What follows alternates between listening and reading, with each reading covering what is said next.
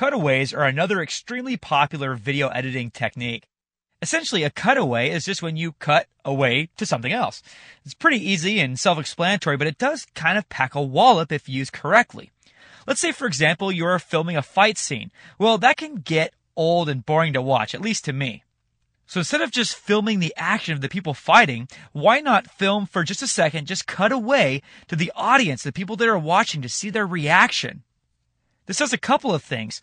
Number one, it breaks up the monotony of the standard footage. And number two, you put an emotional label on it by seeing how other people are reacting to it. For example, should we be worried about the fight? Should we be nervous for the fighters? Should we be excited about it? Should we be thrilled? The cutaway could help you make your case.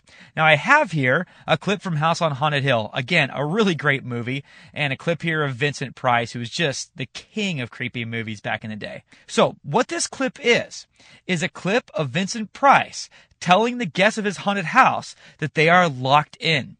Now, at first, the camera behaves as we think it would. So let's play a little bit of this and see what I'm talking about. We're all locked in now. But I don't want to stay. I'm sorry, my dear. So far, the camera has behaved as we think it would. The cuts have behaved just like you would think they would, with the camera focusing on Vincent when he's talking, and then the camera focusing on the woman when she's talking, back and forth, etc. Now, I'm going to back up this clip a little bit more. And I'm going to play this again, but this time, watch the cutaway. I'm sorry, my dear, but it's too late now. See that? As soon as Vincent Price uttered those really ominous words, "It's too late now," they cut away from Vincent Price and instead cut to the girl to see her reaction. And it's so much more powerful because of that cutaway. You see, that's great filmmaking right there. It doesn't really matter what Vincent Price's reaction is. It's his creepy dang house. The real power here comes from seeing her face when he says, "It's too late now." Woohoo! Awesome filmmaking, folks. And that's what a cutaway is, and that's the power that it can pack. If you ever found yourself in the director's chair, then this movie would be for you. Now, this is going to be somewhat of a teaser about making good movies. We're actually going to have an entire chapter devoted to this in the Beyond the Basics series. So think of this as kind of a warm-up, and there's going to be some cool tips in here as well. With the increased efficiency of the digital age, oftentimes we wear many hats. So directors are sometimes editors, are sometimes writers, are sometimes actors, and the list goes on and on.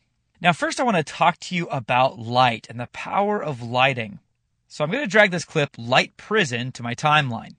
Now, what's really cool about this stuff, a lot of the stuff about cameras and lights, is that sometimes we can recreate them even if we didn't shoot them or even on set. So even if the director's chair is something you will never find yourself in or never want to find yourself in, these techniques still could help you to make better movies and tell better stories.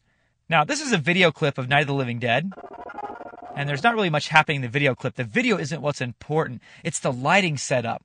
You see, this woman here lost someone very close to her in the beginning of the movie. And once Johnny left and she started getting hunted by zombies, she's kind of like a wounded child, and she's experiencing some weird psychological disorders and whatnot. So here in this clip, zombies are coming after her. And with light, the director has kind of painted her in a corner. She's turning defensively into this doorpost and is kind of pinned on that side. And using lighting, the director has pinned her on this side. So it looks like she's kind of stuck between a rock and a hard place. This is not a coincidence. This is extremely intentional. The DP, or the director of photography on a shoot, is constantly working, taking up tons of time, making sure that the light is right before every shot. So when you see a scene like this where the lighting is markedly different, you could etch it in stone and take it to the bank that this is definitely the way it was supposed to be. Could we get the impression that she was very vulnerable and defensive, even if the light shone into the whole doorway here?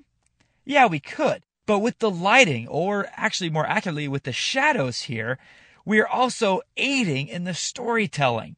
Now, there's much more to the world of lighting and what it does for a movie. There's also color to discuss when we're talking about lightings and the mood that it creates. But again, that's something for beyond the basics. So I'm going to select this clip, hit delete, and now I'm going to add the encounter. Let's talk about camera work. Cameras, like lights, can also aid in telling the story. In this clip from Carnival of Souls, this woman who feels like she's being stalked by this creepy ghoulish guy actually has an encounter with him. So I'm going to hit the home key, and I'm going to narrate this a little bit, but the point is that the camera is going to help tell this story.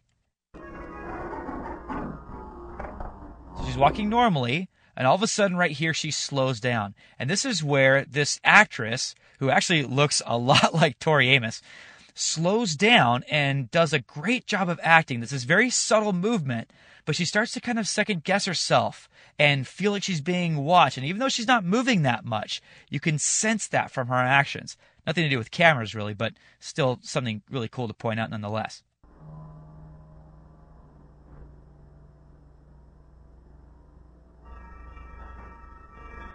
So, at this moment, she sees something that's freaking her out.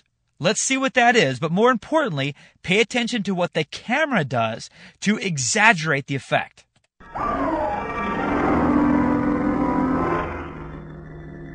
So, it shows the ghoulish guy, and because he's so far away, it zooms in on his face to make him seem even more ghoulish.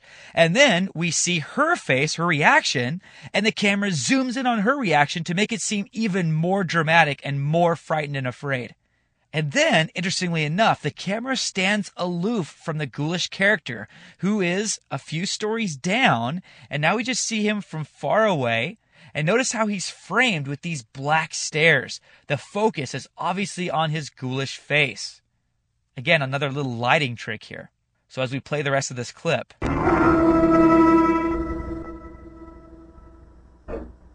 he turns slowly and just walks out of view. What a great movie. I love Carnival of Souls. Probably my favorite movie of all the movies that we're looking at in this training series.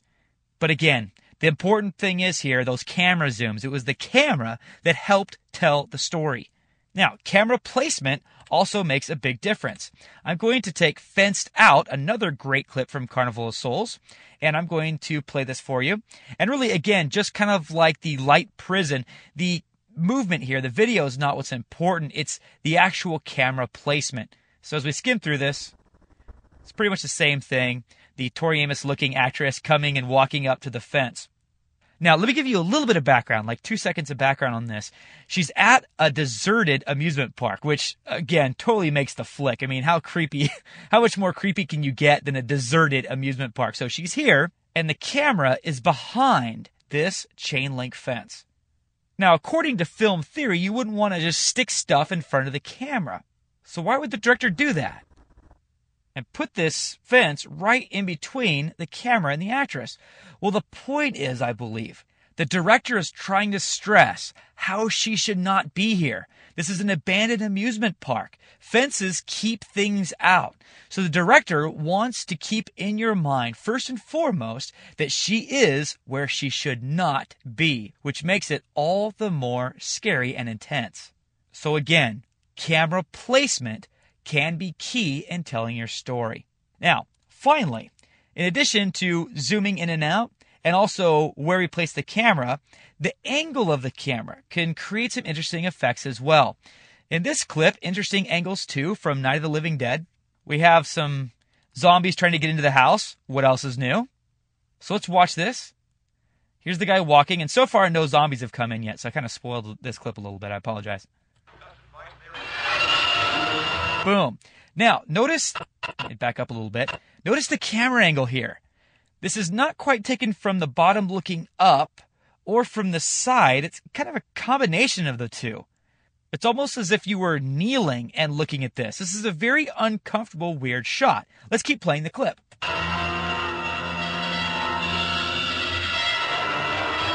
So this guy's going to grab some of these posts off of this shelf or whatever to barricade the window to keep the zombies out. But look at how these lines are placed. This shelf is just a regular shelf. It's flat. But look at how the camera Tilted makes these lines all twisted.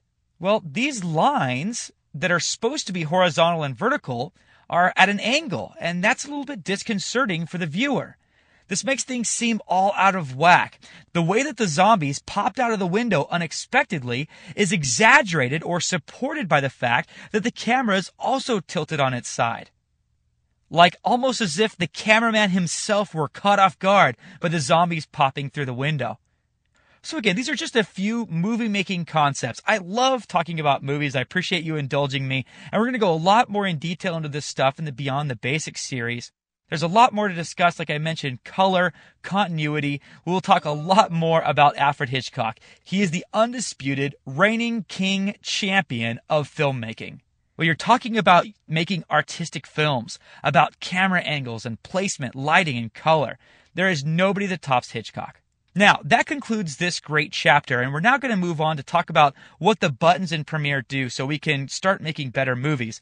The next chapter, specifically, I'm very excited about because we're going to talk about animating in Premiere, bringing things to life.